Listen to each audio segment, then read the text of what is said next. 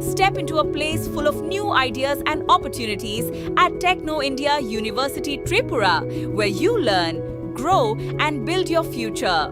A place that truly helps your dreams become a reality.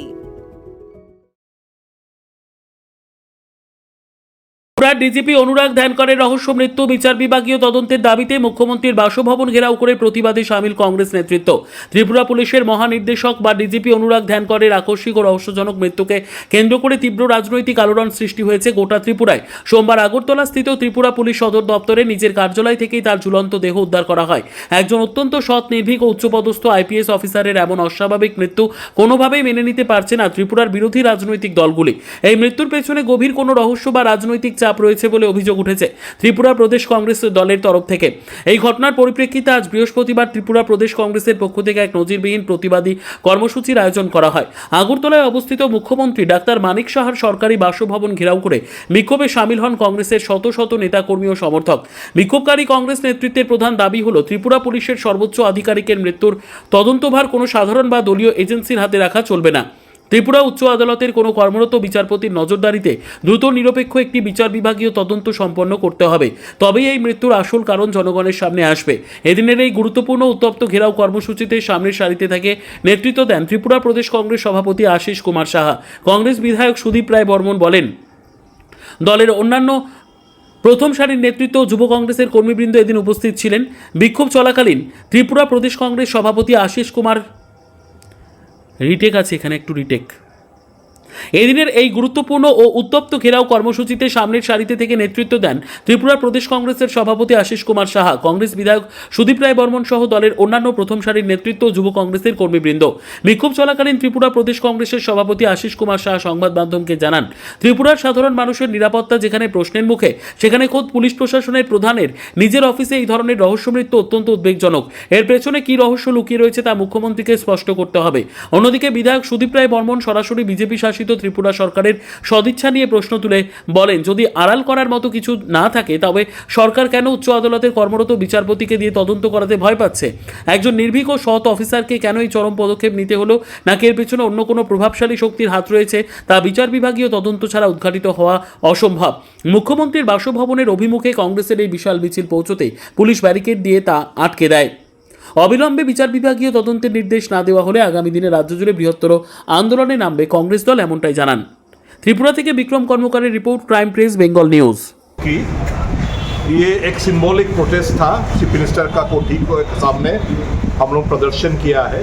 हमारा एक ही मांग था कि सिटिंग हाई कोर्ट जज, त्रिपुरा हाई कोर्ट का सिटिंग जज द्वारा एक जुडिशियल इंक्वायरी गठन किया जाए और इन्वेस्टिगेशन सही मायने में, इसमें तो चीफ मिनिस्टर खुशी खुशी राजी होना है। हमने त्रिपुरा का सबसे बढ़िया सा एक पुलिस आईपीएस ऑफिसर को हमने गंवाया, अननेचुरल डेथ हुआ। क्या ये हत्या, क्या ये सुसाइड, एबेटमेंट टू सुसाइड, कौन सा सर्कमस्टेंस, किस कारण? कोई दबाव था, कोई अनड्यू प्रेशर कि ड्रग्स को छुड़वाने का, या बहुत सारे इंस्टेंसेस है। तो ये रूट तक जाने के लिए आपका ये साधारण इन्वेस्टिगेशन वो रूट तक नहीं जाएगा, दबाव में रहेगा, प्रशासनिक दबाव में रहेगा। तो जुडिशियल इंक्वायरी होने से ही ये सब का एक टू जेड पता चल जाएगा, कौन सा परिस्थिति किस कारण उनका ऐसा एक परिणाम हुआ। ये सब हम लोग जानना चाहते, त्रिपुरा वासी जानना चाहते हैं। हम तो चीफ मिनिस्टर में सहयोग कर रहे हैं, तो ये मांग तो हमको वो फुलफिल करना है तुरंत। अभी मान लीजिए कि एक महीने बाद जुडिशियल इंक्वायरी देता है, तो सब कुछ गंवाने के बाद वो जितना भी एविडेंसेस है सब मिट जाने के बाद अगर जुडिशियल इंक्वायरी दे कोई कुछ नहीं हो पाएगा। तो तुरंत ही ऑर्डर देने के लिए हमने ये प्रदर्शन किया। चीफ मिनिस्टर के घर के सामने, कोठी के सामने, गेट के सामने हमने धरना दिया। त्रिपुरा प्रदेश कांग्रेस के माननीय सभापति ने एक चिट्ठी लिखा है। कल ये चिट्ठी ऑफिशियली एक चिट्ठी हम सौंपने वाले हैं इस मांग को लेकर। এটা তো ত্রিপুরা রাজ্যের প্রত্যেকটি মানুষের দাবি। একজন নিষ্ঠাবান সৎ একজন IPS officer, director general of police র্যাঙ্কের অফিসারকে আমরা হারিয়েছি। না আপনি দেখেছেন ওনার অফিসে ঝুলে আছে, না আমি দেখেছি। আমার সৌভাগ্য হয়েছিল মর্গে গিয়ে দেখা। আমার কমন সেন্সে যতটুকু আমি জানি, যখন কেউ আত্মহত্যা ফাঁসি দেয় তার চোখগুলো বালজ আউট হয়ে যায়, জিভ বেরিয়ে আসে। ডাইরেক্টর জেনারেল অফ পুলিশ ধানকারের আমি যখন চেহারা দেখলাম মনে হয়েছে যেন উনি ঘুমিয়ে আছে। ওনার চোখগুলো বালজ আউটও হয়নি, জিভও বেরিয়ে আসেনি। তো নানা সন্দেহ, বিভিন্ন সন্দেহ আমাদের মনে যাচ্ছে। তো এই সন্দেহগুলো প্রত্যেক ত্রিপুরাবাসীর মন থেকে দূর করা দরকার। এই ডিমান্ড আমাদের কেন করতে হবে? ত্রিপুরা রাজ্যের one of the finest officer আমরা হারিয়েছি। মুখ্যমন্ত্রী দেন এন্ড দেয়ার। এই ডিমান্ডটা কেন করতে হলো? যে হাইকোর্টের একজন বিচারপতিকে দিয়ে একটা তদন্ত কমিশন গঠন করো, বিচার বিভাগীয় তদন্ত করো, কেন আমাদের ডিমান্ড করতে হবে? মুখ্যমন্ত্রী আমি জানি টুডে অর টুমরো সে দেবে, কিন্তু এই এভিডেন্সগুলো মিটিয়ে যদি দেয়, তাজা সমস্ত মানুষের নলেজে সব কিছু রয়েছে। কে কখন লাস্ট ফোন করেছিল, কার বাড়িতে 3 দিন আগে দেখা করতে গিয়েছিল, কে প্রেশার ক্রিয়েট করেছে, নানা জনের নানা এভিডেন্স দিতে পারে। এইগুলো যখন থিতিয়ে যাবে তখন এই এভিডেন্সগুলো কোনো আসবে না, কাজে আসবে না। এভরিবডি বিকাম হোস্টাইল, জানলে বলবে না। তো এই মুখ্যমন্ত্রী কেন he is buying time? He has lost his officer, he is the chief minister. উনি একজন দক্ষ, সৎ, ভালো অফিসার হারিয়েছি আমরা ত্রিপুরা রাজ্যের মানুষ। তো এটা তো ইজ মরাল ডিউটি যে হায়েস্ট আমরা যে ইনভেস্টিগেশনটা চাইছি সেটা। আমরা তো সিবিআই চাইছি না, আমরা চাইছি একজন কর্মরত হাইকোর্টের বিচারপতিকে দিয়ে বিচার বিভাগীয় তদন্ত করা। এই তো আমাদের ডিমান্ড। এটা করছে না বলেই তো আজকে গিয়ে একটা প্রত্যেকে একটা আন্দোলন সংগঠিত করলাম, ওনার বাসভবনের গেটের সামনে গিয়ে বসে আমরা ধর্নায় এই ডিমান্ডগুলো রাখলাম। এটা একটা জাস্ট প্রত্যেকে আজকে করলাম। যদি আমাদের ডিমান্ড ফুলফিল না, ত্রিপুরা রাজ্যের মানুষ, এটা পলিটিক্যাল ডিমান্ড না। আমরা এই মৃত্যুরে পলিটিসাইজ করতে চাই না। আমরা একবারের জন্য বলিনি শাসক গোষ্ঠী জড়িত। কি পরিস্থিতি, কোন সার্কামস্টেন্সে কোন পরিস্থিতি কি হলো না হলো সবটা যেন বেরিয়ে আসে, এটি আমাদের ডিমান্ড। যে মানুষের হয়ে আমরা এই কথাগুলো বলছি। Thank you. বিভিন্ন অঘটন মানুষ সম্মুখীন হয়েছে। ডিজিপি সাহেবের মৃত্যু, এটা এই রাজ্যে একটা বিরাট অংশে আরক্ষা প্রশাসন বলুন, সাধারণ প্রশাসন বলুন, সাধারণ মানুষ থেকে শুরু করে সমস্ত রাজনৈতিক দলগুলির কাছে এটা একটা উদ্বেগজনক যে ওনার অস্বাভাবিক মৃত্যু হয়েছে।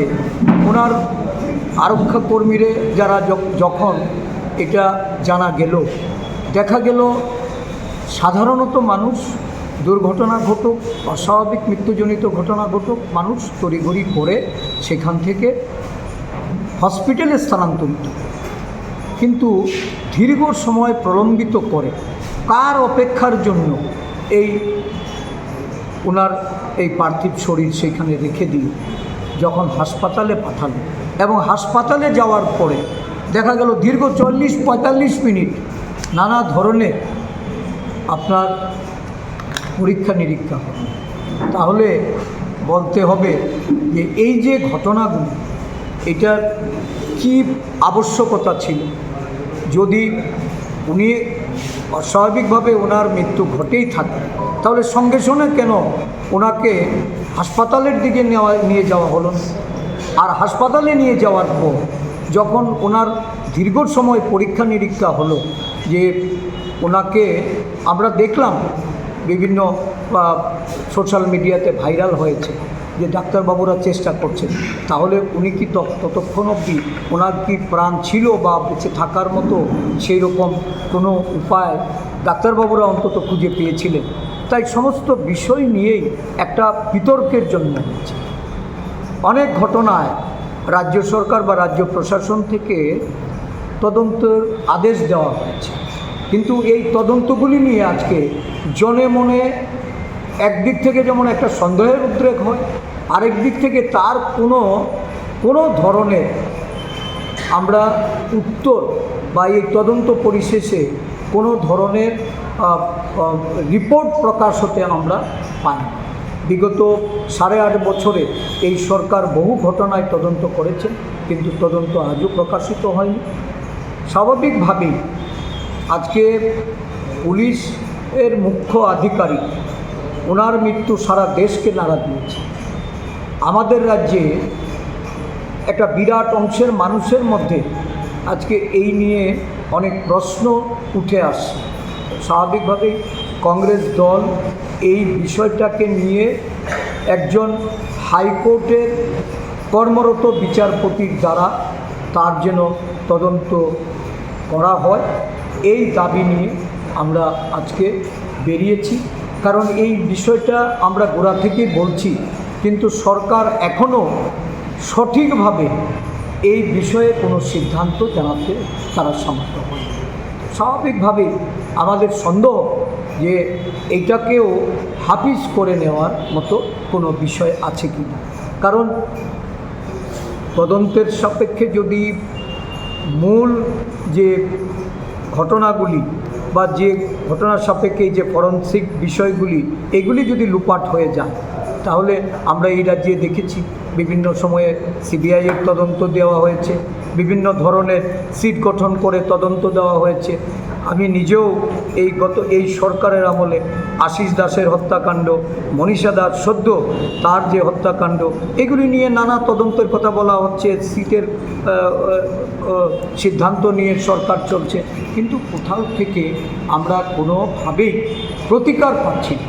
সঠিক সরকারি যে পদক্ষেপ, এই পদক্ষেপ এই রাজ্যবাসী লক্ষ্য করছে। স্বাভাবিকভাবেই আমরা চাই যে একজন কর্মরত এই হাইকোর্টের বিচারপতির দ্বারা তদন্ত সংগঠিত করা হোক, এবং এই তদন্ত রাজ্যের মাননীয় মুখ্যমন্ত্রী, আজকে আমরা মুখ্যমন্ত্রীর দরজায় গিয়েছি এই বিষয়টাকে সামনে রেখে। আমাদের যে গণ আন্দোলন, এই আন্দোলনে আমরা নেমেছি।